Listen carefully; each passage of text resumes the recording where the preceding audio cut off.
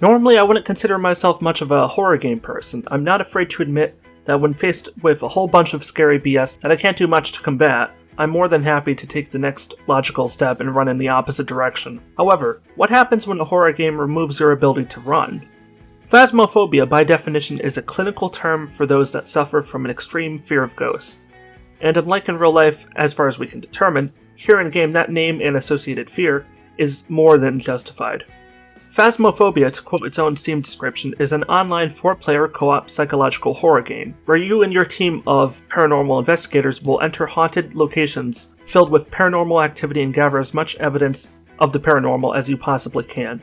You will use your ghost hunting equipment to search for and record evidence of whatever ghost is haunting the location. Then you get the hell out of Dodge as if that demon, ghost, or whatever it is just tried to pull a fast one on you and grab you by the ass. At a first glance, you'd think this game is about flushing out, combating, and ultimately overwhelming these spirits in order to banish them from the house they're occupying. But that couldn't be farther from the truth.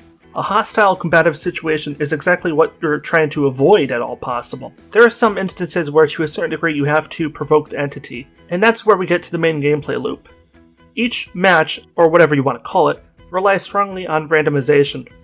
I hesitate to say they're procedurally generated because nothing aside from the main objective and additional objectives really are. One constant remains in almost every single instance though. Identify the entity that resides in or around the home. I say in and or around deliberately because the bloody thing can, depending on what kind of entity it is, do a fair bit of roaming around, and depending on how aggressive it is, it can cover that distance fairly quickly. If you're hoping to simply outrun the thing, there is no guarantee of that whatsoever. From the second you press the button to lower the truck door in order to start walking towards the house, a timer in the truck starts ticking down. You've got 5 minutes of relative inactivity, during which the ghost remains mostly passive. It'll stay in its preferred corner of the house and leave you alone unless provoked, forcing you to go a bit on the offensive. You'd ideally use the time to learn as much about the thing as you can, because when the time runs out, the tables turn. You're not hunting the entity, it's hunting you. And oftentimes it's a far better hunter than you are. I suppose it helps that it, unlike you, isn't held back by small things like gravity or physics. Currently, the game includes 10 different types of ghosts, although the developers have promised that more are on the way. I think it's quite likely that in this regard, the developers were caught off guard. In case you haven't noticed, here on YouTube or on Twitch, or social media at large, the game has grown into quite the unexpected phenomenon. Based on the total number of Steam reviews currently being over 30,000 as of now, as well as a number of other factors, I would put a fairly modest estimate of copies sold at about 100,000, if not more. And that is simply insane. Now, the game's only been out for barely a month now, and it's already sold so incredibly well. So while I'm sure the developers have begun to dramatically increase the speed of their development cycle to accommodate the spike in demand, I think it still may take a bit of time, maybe another week or two at least, before we start to see anything new in the vein of new ghosts or other substantial content drops.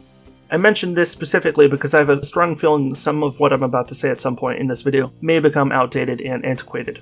And I don't want to get half a dozen comments from people 6 months from now complaining about how something I may have said is no longer true in the future. I admit it, it's true despite my best efforts to the contrary. I am not a fortune teller. I'm not able to make prophecies and predict the future of anything, let alone something as flexible and subject to change as early access game development is. So take everything I'm about to say with a grain of salt. A lot of what I say may be applicable, but in future some of it may not be. Just look at the date of the video and take it as it is. When you first start up the game, you're forced to play through this little tutorial, where the game tries to teach you the basic ins and outs of basic ghost hunting techniques, except it does a pretty lousy job of it, to be honest. The tutorial is both not very informative and also kind of broken. I did complete it, I quote-unquote completed it in a matter of minutes, and not by following any of the instructions. I stopped trying to follow the rules after going to the TV to get my instructions, because of course, when in doubt, stare brainlessly at the TV, looking to it for wisdom until it consumes your soul and takes you over like the adults in the Blackout Club. So I summoned my inner butcher from Amazon's The Boys and just said fuck it and just ran back to the van and noped out of there as quick as you please. Inexplicably, the game equates this cowardice with success, and proceeded to let me access the rest of the game. As me and my friend were both playing for the tutorial simultaneously, I walked him through the same steps that I had to cheating the tutorial as I used, and as a consequence we jumped into the core game without learning almost anything useful whatsoever. As much as I'm sure we have to take some of the blame for our own impulsiveness, keep in mind we did spend 5 or 10 minutes trying to figure out what the hell the tutorial house wanted us to do, because the instructions were so vague and a lot of elements were left completely unexplained. And I have no hesitation in saying that you learn more from watching a group playthrough from Call Me Kevin, Jacksepticeye, or any of my other fellow Irish lads. They, like me and my group, might occasionally act as dumb as a sack of freshly harvested potatoes, but if you can make it through one of their half-hour-long or almost hour-long videos, you'll be much better served than playing through this unhelpful house in the same time. Phasmophobia on the surface level comes off as your typical first-person indie horror game, when in reality it's more of a logical deduction game, more in line with the board game Clue, or early video games like Where in the World is Carmen Sandiego, than it is with, say, Resident Evil, Layers of Fear, or PT for instance. The player observes the limited amount of information about the entity listed on the whiteboard located in the starting van, such as the name of the entity and everything, and then they proceed into the house and begin looking about, questioning everything they see for anything that appears out of the norm even slightly. Based on their initial findings, players use their handy-dandy notebook to form a hypothesis about what type of entity it is. Based on the paltry evidence gained so far, the players have to work together to see if any other evidence matches up to support their guess, and if nothing to the contrary becomes evident, return to the van and hope their guess was right. Now, I chose my phrasing in that brief overview very deliberately because it almost exactly matches up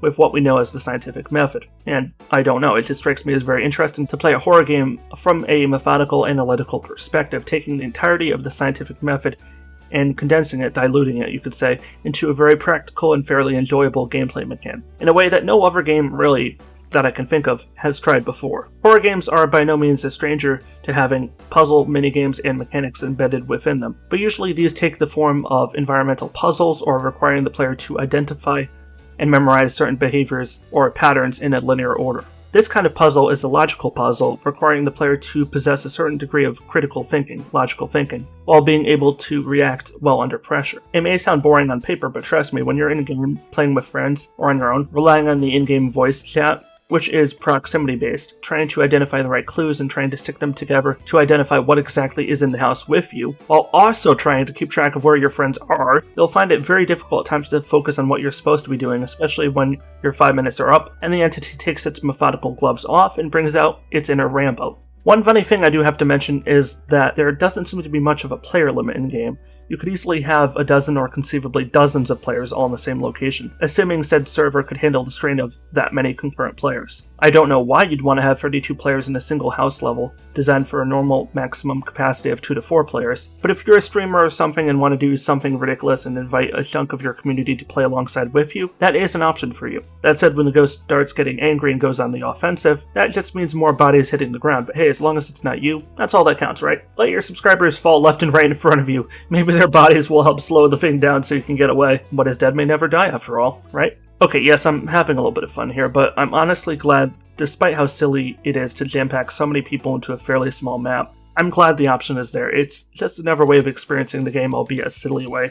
And although you've probably heard me say this before, if you've seen any of my past videos, but my rule of thumb is generally give players a reasonable number of tools and options to play the game, more or less however they want to, and let them run wild with it, because if nothing else, it adds to the replay value. And boy, does this game have a decent amount of replay value. It's not perfect, but it's got a fair amount of it.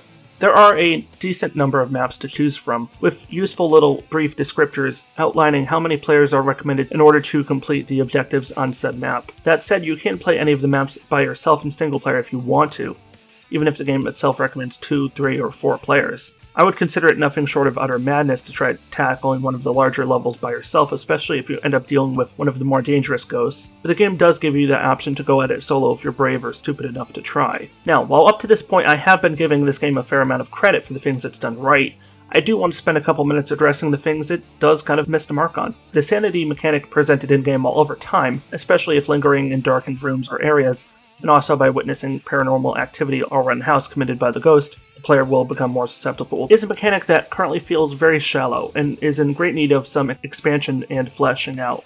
It'd be more interesting if, as the player continues to deteriorate in terms of sanity, the ghost's behavior magnifies accordingly. Anything from hallucinations leading you astray, to sounds sounding much louder than they should, or objects falling or doors opening or shutting in different areas of the house, even if the ghost isn't physically there in that moment. And I don't really know if I can say physically when, by definition, the ghost is not physical, but I am going for it. Also, come on, let's pull out all the stops. I'd love to see the full classic horror movie tropes, like the walls bleeding or the ghost being like the girl from The Exorcist and just crawling down backwards down the stairs.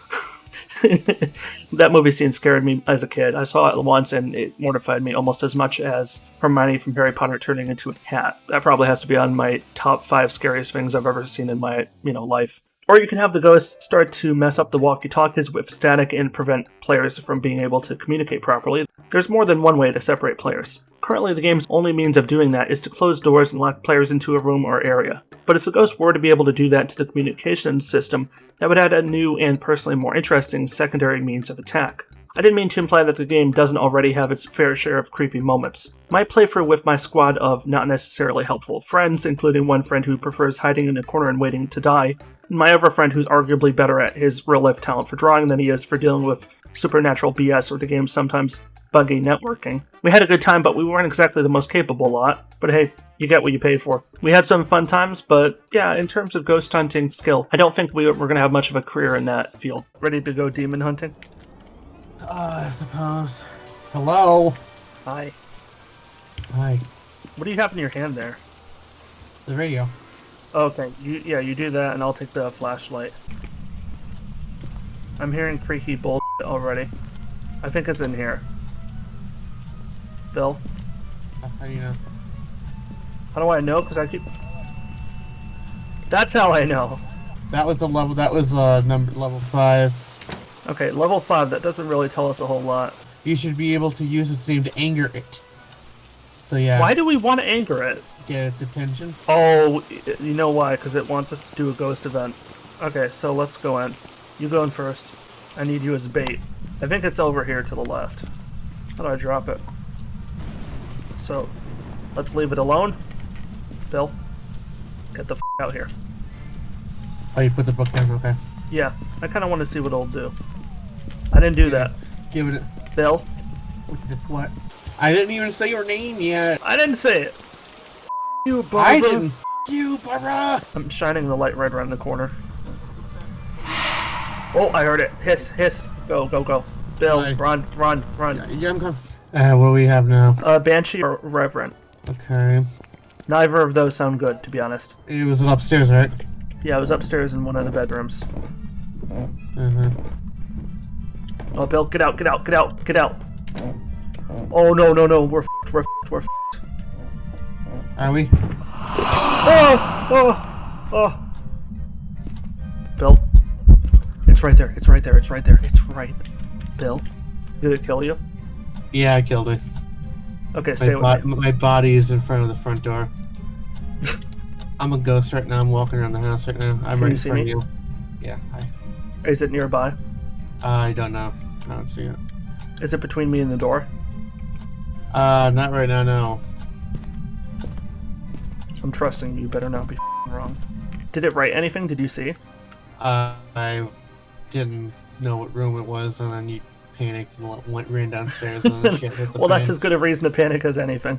The spirit box, one of the tools present in the game, which you use to communicate with the ghost in the house, in a homestead it deigns to respond, is a bit limited in terms of what you can do with it. There are currently about half a dozen questions you can ask it depending on what kind of entity it is. The ghost may decide to respond or maybe not. Personally, I'm not sure I'm very comforted by a ghost setting to use my own wacky radio to talk to me, because odds are, if it's interested in me and wants to meet me, I sure as hell don't want to meet it. I don't know why in the van you arrive in the developers have made such a deliberate point of giving you the ghost's name. You don't really do anything with that information aside from shouting the name again and again to piss off the ghost and get it to attack you. If you're going to put that much emphasis on that one single piece of information at the start of the match, that information should have some more practical application in the field. One suggestion I've seen from within the community is to give players a list of potential names, maybe a list of residents who would have lived and died in that building in years past, forcing the player into a risk-reward situation where they have to identify the name of the ghost in order to proceed further with questioning the ghost. Admittedly, it might take a bit of technical work to implement that, but I do think it would give the investigation process a little bit more much-needed depth. Likewise, another area that could use some additional work is the ghost's combative behavior. I'd like to see more than one elimination animation, which is all we've got right now. That one single animation of the ghost grabbing the player from behind. The problem with that, though, is it makes absolutely no bloody sense in many instances, such as when the ghost attacks the player from in front or the side. If the ghost is attacking you from in front or to the side, why would you be seeing the same animation of the ghost attacking you from behind? It's not just a matter of wanting more animations, it's a matter of wanting to see the right animations displayed in the right instances. Little things matter when you're trying to set a tone. Atmospheric attention to detail, making full use of every audio-visual element you have at your disposal. These small things separate great horror games from average to good ones. And I do believe Phasmophobia has the capacity to make that climb from good to great if it wants to. The question is, what do the developers want to make of it? It's not a question of money anymore. They have the funds, they have the resources, they have the community support behind them. They just have to go for it, and I do hope they do.